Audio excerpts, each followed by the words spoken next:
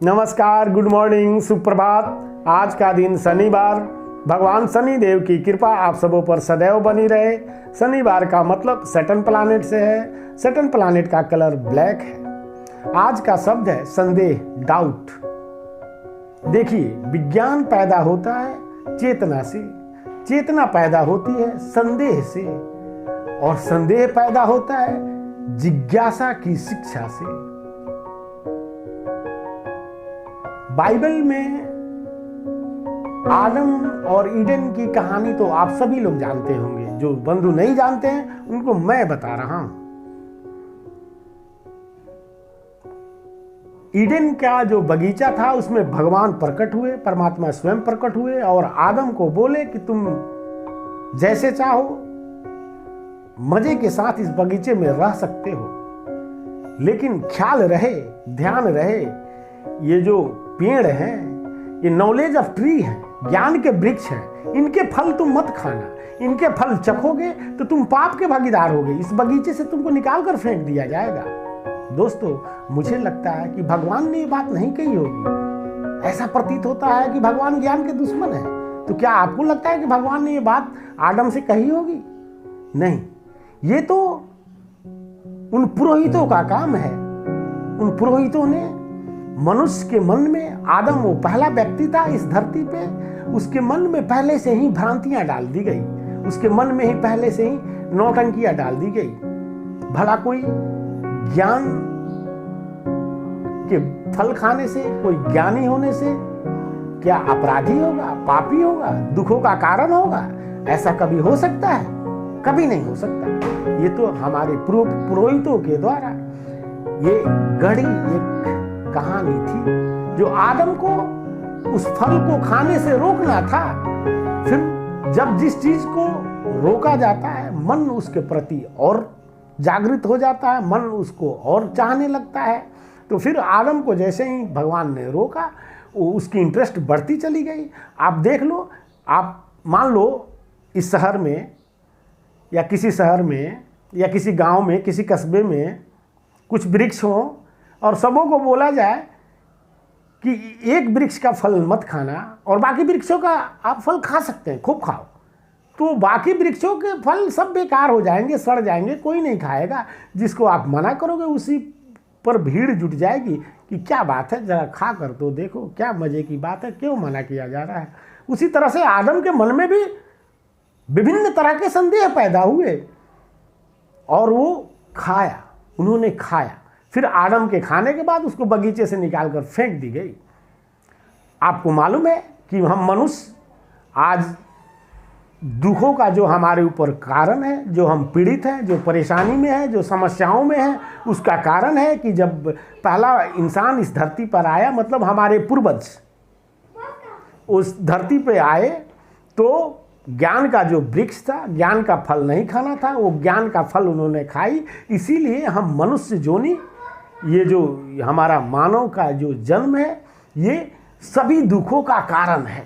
बताइए कितना आश्चर्यजनक बात है, कितनी ये बातें आपको अचंभित करती है। ऐसा कभी हो सकता है कि ज्ञान का फल खाने से, ज्ञानी होने से आप सभी दुखों का कारण हो जाए? ये तो बिल्कुल उल्टी बात है। ये तो मूढ़ों की बात है, अज्ञानियों की बात है। ज्ञानी होने से तो आप परमात्मा को प्राप्त होते हैं, आनंद को प्राप्त होते हैं, आप सुखी होते हैं, आप खुशी होते हैं, आप सेहतमंद होते हैं, आप हुनरमंद होते हैं, आप में सारी चीज़ें आ जाती हैं जो इस यूनिवर्स में हैं। बस दरकार है उसको जागृत करने की। आप अपने खुद के भीतर जाओ, सब कुछ वहाँ प्राप्त होता है।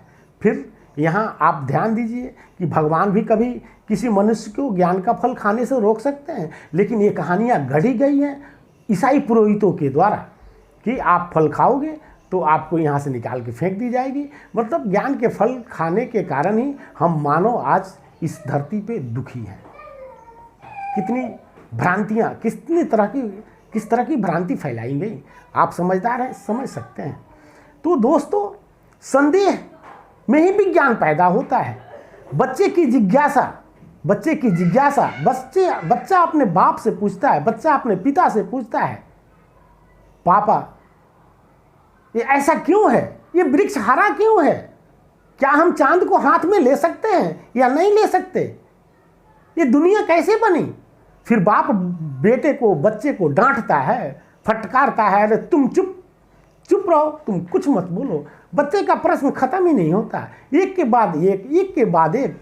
वो क्या है? तो चंद्रमा है, फिर वो क्या है? तारे हैं, फिर अनेक उसके मन में प्रश्न आते हैं। उसकी बुद्धि तर्क नहीं दे पाती। वो अपने गार्जियन से इन सब प्रश्नों को रखता है, अपने गार्जियन के सामने अपने सवालों को पूछता है अपने पिता से। उसके बाप, उसके पिता क्या कहते हैं कि तुम चुप रहो, एक थप्पड़ मारते हैं और चुप करा देते हैं। तुम कुछ नहीं जानते, तुम अभी बहुत छोटे हो, मैं सब कुछ जानता हूँ, मैं बड़ा हूँ, तुम चुप रहो, दिमाग मत चाटो, मेरा दिमाग मत खराब करो। क्या बात है? ये तो बच्चों की जिज्ञासा है, जिज्ञासा की उनकी शिक्षा होनी चाहिए। वो संदेह उनके मन में पैदा हो रहे हैं। संदेह तो परमात्मा का वरदान है। संदेह हो तभी तो आप जानकारी हासिल करेंगे, तभी तो आप ज्ञानी बनेंगे। संदेह में ही तो विज्ञान पैदा होता है। संदेह नहीं होगा वहाँ विज्ञान नहीं होगा। यहाँ तो जिज्ञासा की शिक्षा की हत्या की जा रही है।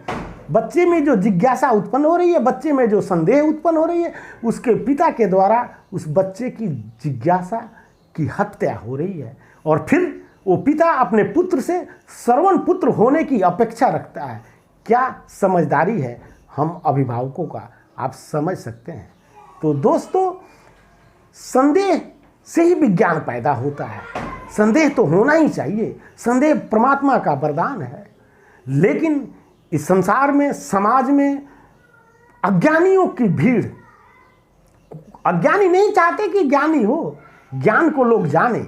यही कारण था पुरोहितों ने इसको गलत ढंग से समझाया कि ज्ञान के वृक्ष के फल को खाने के बाद तुम दुखी हो जाओगे, तुम सभी तरह के पीड़ा और कष्ट झेलने लगोगे, जो हम मनुष्य आज झेल रहे हैं। क्या अनर्थ, बेकार की फालतू बातें पुरोहितों के द्वारा लोगों को समझाई गई, जिससे ये विकृतियां उत्पन्न हो रही हैं। कभी हम लोगों ने ध्यान दिया है?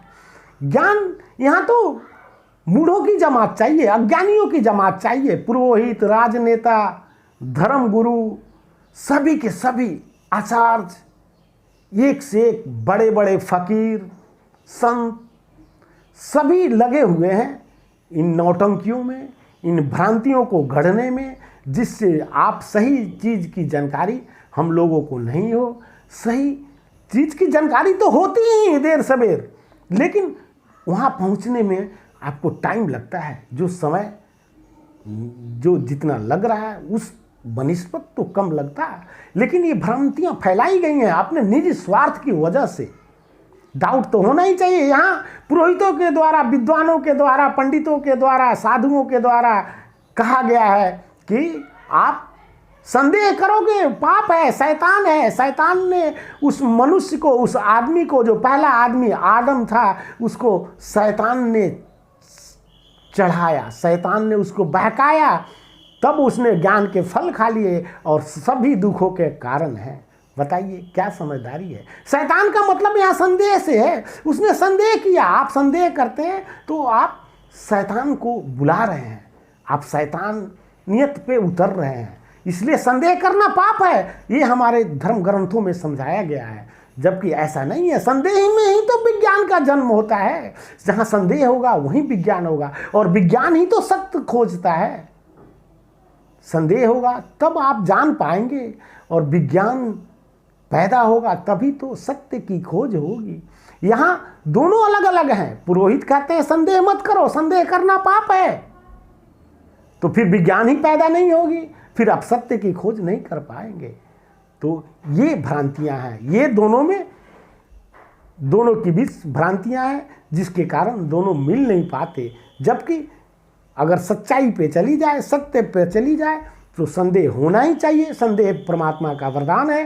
संदेह होने के बाद ही तो विभिन्न जानकारियों को हम हासिल कर पाते हैं। हमारे मन में तरह तरह के प्रश्न उठते हैं, एक बच्चे की भांति। जो बच्चा कहता है क्या हम चांद को हाथ में ले सकते हैं, क्या सूरज को ले सकते हैं, उस बच्चे में संदेह हो रही है। तभी तो वो जानकारियों को इकट्ठा कर रहा है, वो ज्ञानी हो रहा है, ज्ञानवान होगा। तो हम बचपन में ही अपने बच्चों के संदेहों का हत्या कर देते हैं कि संदेह ही नहीं करे, उसमें जिज्ञासा ही उत्पन्न न हो। फिर वो बच्चा से हम एक्सपेक्ट करते हैं कि श्रवण कुमार बने, सबसे सफल बने, सबसे अच्छा बने? बिल्कुल नहीं। ये विकृति है, ये भ्रम है हमारे मन की। इसके प्रति हमें राइट अंडरस्टैंडिंग, सही समझ होनी चाहिए।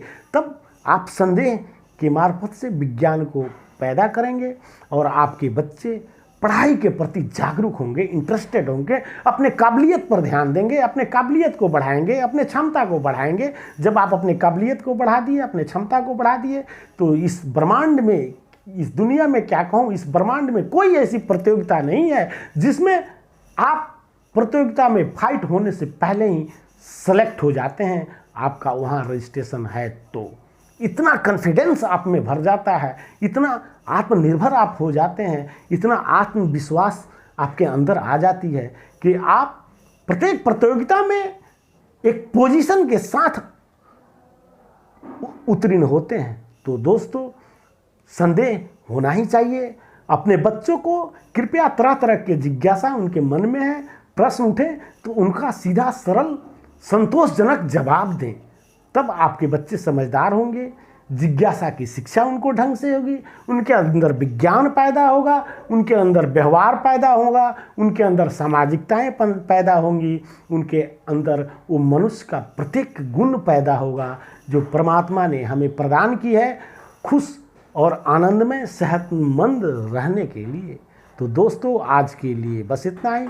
आज शनिवार आप सबों के लिए शुभ हो। दिया जाए मुझे इजाज़त। धन्यवाद।